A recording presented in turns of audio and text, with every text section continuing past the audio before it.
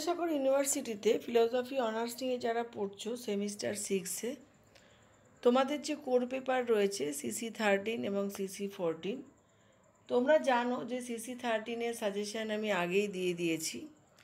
আজকে আমরা CC14 নিয়ে আলোচনা করব। প্রথমেই দেখো রয়েছে নৈতিক মানদণ্ড হিসেবে মিলের উপযোগবাদ ব্যাখ্যা ও বিচার করো। এই যে এখানে মিলের উপযোগবাদ আমি লিখেছি। মিলের উপযোগবাদ যদি কোথাও থাকে, হয়তো শর্টে অন্যভাবেও দিতে পারে যে মিলের উপযোগবাদ ব্যাখ্যা ও বিচার করো, তাহলেও কিন্তু একই অ্যান্সার হবে। নেক্সট হচ্ছে কান্টের শর্তহীন আদেশ তত্ত্বটি সবিস্তার আলোচনা করো। নীতিবিদ্যার স্বরূপ আলোচনা করো। এইটা আলাদাভাবে 5-এও আসতে পারে, আবার নাহলে পুরোটাও দিতে পারে। যে নীতিবিদ্যার স্বরূপ আলোচনা করো, নীতিবিজ্ঞান কি বস্তুনিষ্ঠ বিজ্ঞান নাকি আদর্শনিষ্ঠ বিজ্ঞান আলোচনা করো।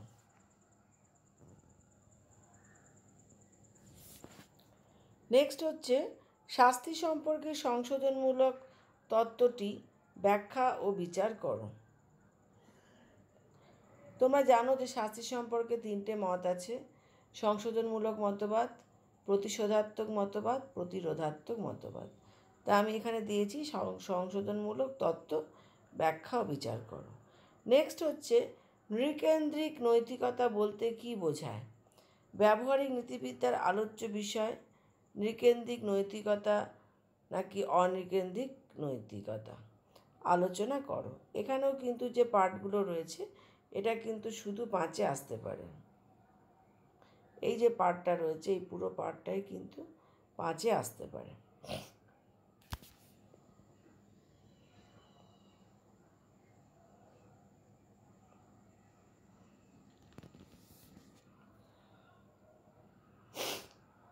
নেক্সট দেখো, এই যে 6 নম্বরে রয়েছে যে শাস্তি সম্পর্কে বিভিন্ন মতবাদ ব্যাখ্যা ও বিচার করো। তাহলে এই যে আমি বলেছি বিভিন্ন মতবাদ, বিভিন্ন মতবাদ মানে কি, এই যে আমি একটু আগেই বললাম 3টে মতবাদের কথা, তাহলে দেখলেই যে শাস্তি সম্পর্কে বিভিন্ন মতবাদ ব্যাখ্যা ও বিচার করো থাকলে তোমাকে কিন্তু 3টেকেই অল্প অল্প করে লিখতে হবে। এখন বলছে যে নীতিবিদ্যার সংজ্ঞা ও পরিধি সম্পর্কে আলোচনা করো।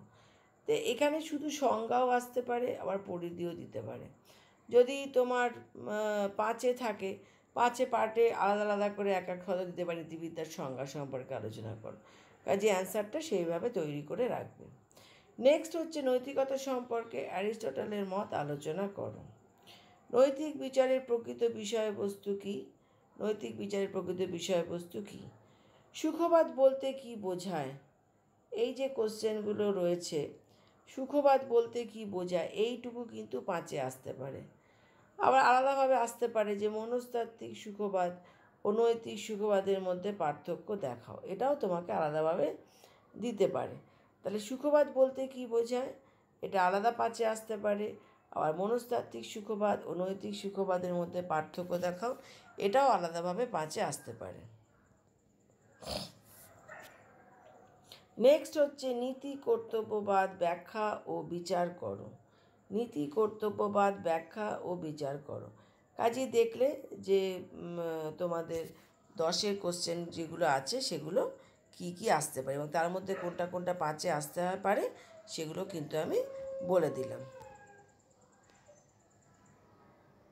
এখন দেখো ব্যবহারিক নীতিবিদ্যার উৎপত্তি ও ক্রমবিকাশ আলোচনা করো। 5 মার্কসের কিন্তু এরকম কোশ্চেন থাকতে পারে না, মানে এগুলো তো প্রিভিয়াস ইয়ারে এসছে নিশ্চয়ই, যদি তুমি খুব ভালো করে স্টাডি করো। চ্যানেলেও রয়েছে বিদ্যাসাগরের সমস্ত প্রিভিয়াস ইয়ারে কোশ্চেন তোমরা পেয়ে যাবে। তাহলে ব্যবহারিক নীতিবিদ্যার উৎপত্তি ও ক্রমবিকাশ আলোচনা করো। উদ্দেশ্য ও অভিপ্রায়ের মধ্যে পার্থক্য করো। এই পাঠটা কিন্তু শুধু 5-এ আসতে পারে। কোনটি নৈতিক বিচারে যথার্থ বিষয়বস্তু, এটা এই যে 5-এ এইটুকুও শুধু দিতে পারে, আবার পুরোটাও দিতে পারে। মানে 5-এ তোমার হয়তো পরের পার্টটা দিল না, কিন্তু অ্যান্সার ওইটুকু লিখতেই হবে যে উদ্দেশ্য অভিপ্রায়ের মধ্যে পার্থক্য করো। নীতিবিজ্ঞানের সঙ্গে প্রাকৃতিক বিজ্ঞানের পার্থক্য আলোচনা করো।